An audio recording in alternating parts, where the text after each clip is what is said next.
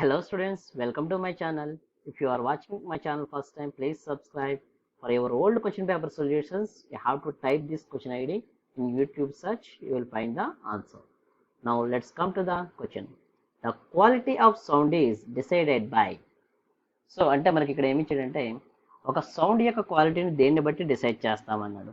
Loudness అన్నాడు first option. So this is not correct. Why? Because ఇక్కడ loudness అంటే ఏంటంటే measure of sound energy reach the ear per second. అంటే ఒక second కాలంలో ఎంత సౌండ్ ఎనర్జీ అనేది ఇయర్కి రీచ్ అయింది. సో దాన్ని బేస్ చేసుకుని మనం క్వాలిటీ ఆఫ్ సౌండ్ని మెజర్ చేయం. ఇంటెన్సిటీ. ఇంటెన్సిటీ అంటే ఏంటి? Amount of energy flowing per unit time through a unit area that is perpendicular to the direction in which the sound waves are travelling. అంటే for example మనం intensity అంటే ఏం చెప్పుకోవచ్చు అంటే ఒక యూనిట్ టైంలో ఒక యూనిట్ ఏరియా నుంచి వెళ్తున్న లైట్ వేవ్స్ అనేవి ఒక సర్ఫేస్ మీద పర్పెండిక్యులర్గా కనుక ఫోకస్ అయినట్లయితే దాన్ని మనం ఇంటెన్సిటీగా చెప్పుకుంటాం.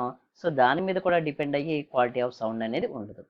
Okay, number of overtones. Yes, so this is a correct answer. Why? Because overtone అంటే ఏంటంటే overtone is called any frequency is greater than the fundamental frequency of a sound.